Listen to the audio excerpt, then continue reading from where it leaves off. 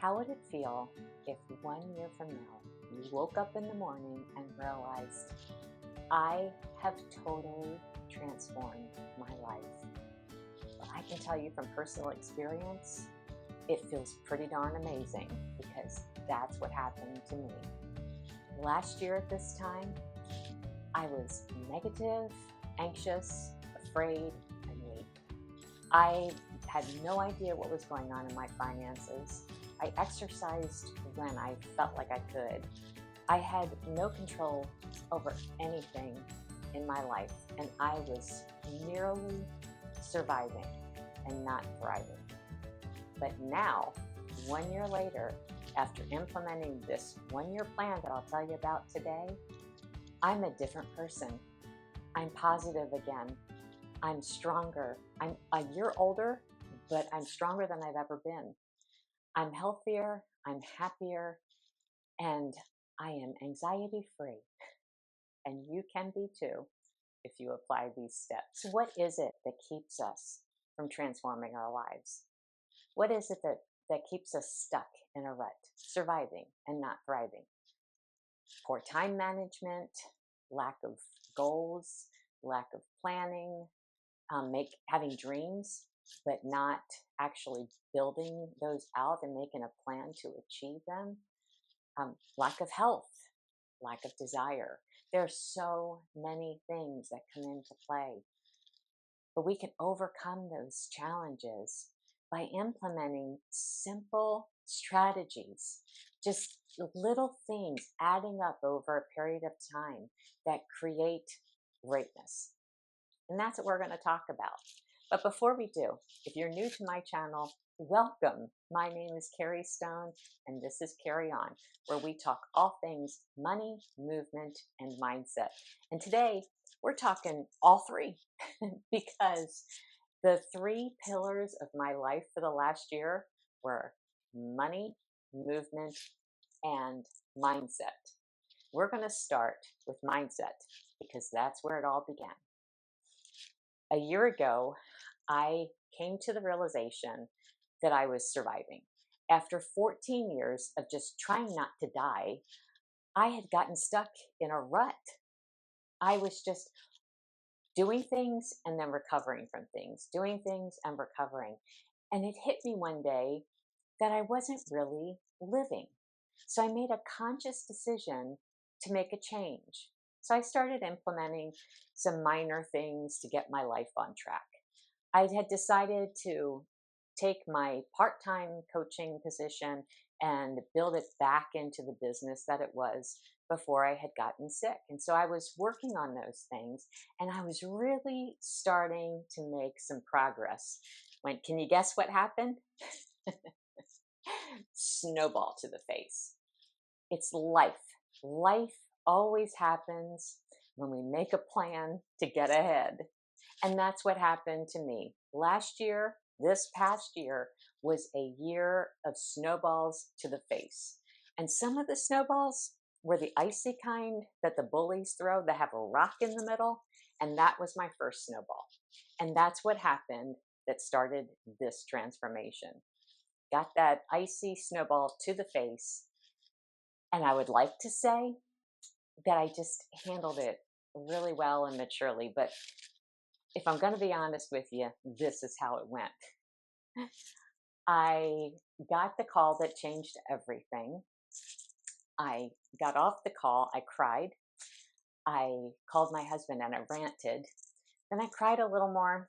Then I had to deal with the upset stomach caused by all of this.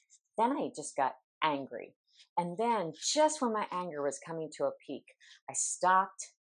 I took a deep breath and I said to myself, how would you coach somebody through this?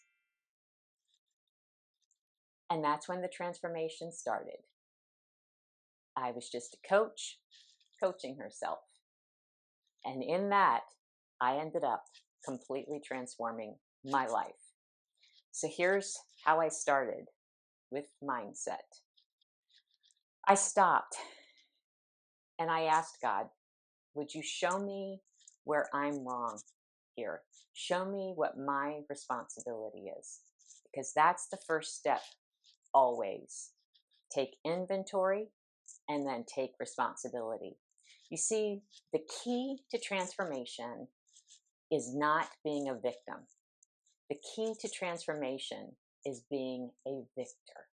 You want to stand tall, shoulders back, warrior like, to be able to go on and transform your life, because transformation doesn't happen in the easy times. Transformation happens in the furnace. And I was telling my husband last week, I said, do you realize that if my year hadn't been the way it was, if all of these things hadn't happened, if the snowballs hadn't kept coming, I wouldn't have this video to do today. I wouldn't have this video to share with you if I hadn't gone through the valleys, if I hadn't had the snowballs in the face. So transformation happens in the furnace. So we have to understand that. But you want to approach it as a victor. And when you point fingers at everyone else, when you blame always, if something's always somebody else's fault, you will not be a victor. You are just going to be a victim. So I have always lived by the mantra, there are two sides to every story, and somewhere in the middle lies the truth. And I especially believe that when I'm on one side of the story. So I stopped and I took inventory, and then I took responsibility, and I admitted to my faults. And you know what that did? Besides making me a victor, that helped me to see the offending parties as human. It helped me to see them as fallible. It helped to level the playing field and helped me to realize I am no better than they are. Was what happened to me fair? No. But I chose in that moment to use everything that happened in this past year as an opportunity to grow in my character. And so when I stopped and took inventory and responsibility, that enabled me to forgive. And when I forgave, that enabled me to move ahead and to grow. And I can't begin to tell you how important that first step is. Stop, breathe, take inventory, take responsibility. Remember, there's two sides to every story, and somewhere in the middle lies the truth. Then forgive, and then grow. So how do you grow in your character? Well, you show yourself some grace, and you give a lot of grace. And as I said, that leads to forgiving. But also it's important that you educate yourself. Watch videos, read books. I'll put a link in the description below of some of the books that I read this year that I found really helpful, that helped me to grow in my character. Use scriptures and affirmations. I still have a scripture on my board in my kitchen that says, be kind to one another, forgiving one another as God in Christ forgave you. And it's still there for a reason, because this year, it just has been a year of forgiveness. It's been a year of me constantly reminding myself that I too am imperfect, and that I can't get ahead. I can't grow and transform my life if I'm walking in unforgiveness. So that scripture helps to remind me of that. But my journals, all of my notebooks and any, like my health books and everything that I used in the last year, they are covered in positive affirmations and scriptures. So I highly encourage you to find some things that will help to keep you built up so that you can keep growing your mind and your heart in a way that is positive and uplifting. And finally, I just found ways to bless people, to bless even those that were undeserving. I found ways to just keep giving out to those people who were taking away from me. And I didn't do it in a way that was harmful to me. I just did it in a way that helped me to sleep at night. And, it is a blessing to give. And I just kept reminding myself, hurt people hurt people. And so maybe the people who were hurting me just needed some love. So I poured out on them, and it made a difference.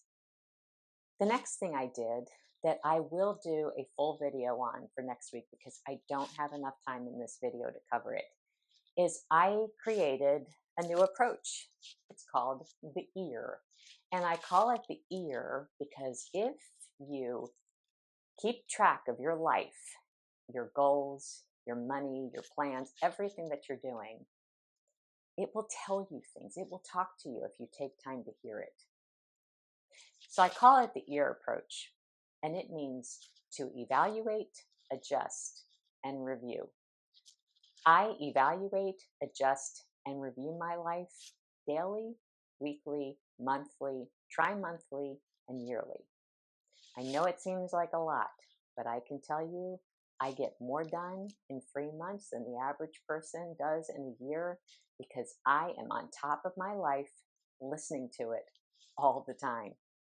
Daily, weekly, monthly, tri-monthly, and yearly. Keep an eye out for that video. It'll be coming out next week. And if you like what you've seen so far, would you help me out? Could you like this video, subscribe to my channel, and then hit that notification bell so that you are notified when all of my new videos come out? It would help me so much. And it would help me to know what you like to see and what you want me to do more of. So I truly, truly appreciate that. And finally, you want to read, rest, and renew your mind. As I said before, I'm listing in the description below the books that I found helpful this year. But rest is one of the things that really did play a large role in my transformation. For some reason, this time last year, my body decided it was getting up at 5 a.m. Actually, anytime between 4 and 6. And so at first I fought it and I kept trying to just stay in bed. Finally, I thought, wait a minute, how much could I get done if I just got up? So I realized I can't keep going without sleep. So I adjusted my life to my new sleep pattern. And I developed a bedtime routine that has helped me to calm down. I now fall asleep very quickly. And when I get up in the morning, it's okay if I wake up early because I've gotten a good night's sleep and I'm ready to face the day. So you want to make sure that you figure out a good routine to get enough sleep, because if you are not sleeping, you will not be healthy. And if you're not healthy, you're not going to live a transformed life. And finally, you want to renew your mind. Guard your mind. Only put positive, uplifting things in it. And all that little negative self-talk, stop it. Stop that. Whenever you are mean to yourself, stop yourself, because that will get you nowhere. You want positivity in your mind. Focus on what is real and true and of good rapport. Don't let your mind go places where it's not supposed to be. And so you want to watch your entertainment, everything. Only put good stuff in, because whatever kind of fuel you put into your car is going to determine how your car runs. It's the same thing with your brain. You want your brain doing good stuff, put good stuff in. Good stuff in, good stuff out. Everything's better. And just so you know, there is another video coming out in 2 weeks that will be my mindset routine, because again, did not have enough time to do that in this video. So keep an eye out for that. The next thing that changed my life this year was movement. When I started off this time last year, I was getting an average of 7,411 steps a day. I did those when I felt like I could. Besides that, I was not doing a lot of good for my body when it comes to movement. And my husband has always said, motion is lotion. And I remember thinking, well, yeah, but my knee hurts. So, how would you feel if your knee hurt? Well, guess what? I now walk 15,000 steps a day, every single day of the week. I start out every day on the treadmill, 6 a.m. I'm the person who gets on the treadmill at 6 a.m. I do that because my body doesn't know how it feels at 6 a.m. I haven't had coffee. I don't even know what I'm thinking at that point. So I get on the treadmill and I turn on positive, uplifting, educational videos. I go to YouTube University every morning at 6 a.m. And I start my day off with a victory. Now, I didn't go from an average of 7,411 steps a day to 15,000 steps every single day overnight. I worked those things in slowly. I went first to 10,000 steps average.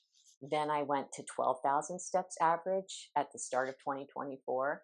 And it was in April of 2024 that I just finally decided, wait a minute, I just want to do 15,000 steps.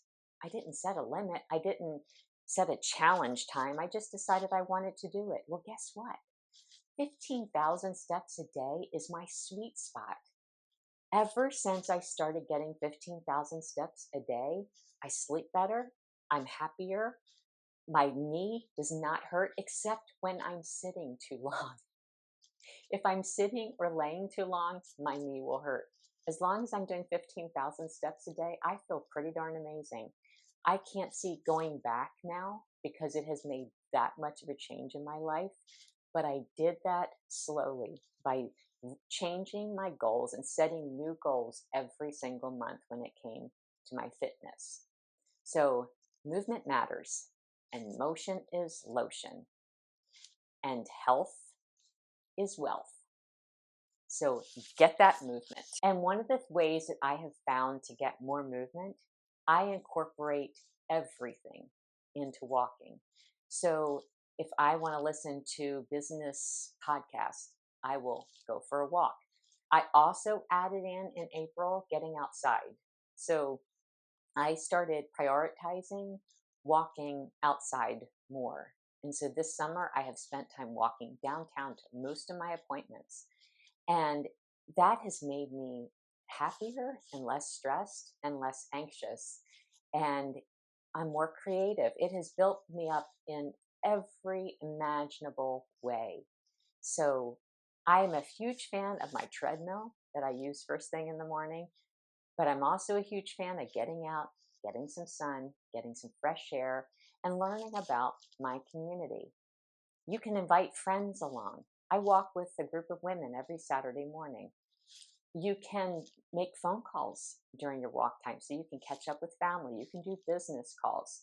Incorporate whatever you can into your day to make it as effective as you can make it and get that movement. And finally, money.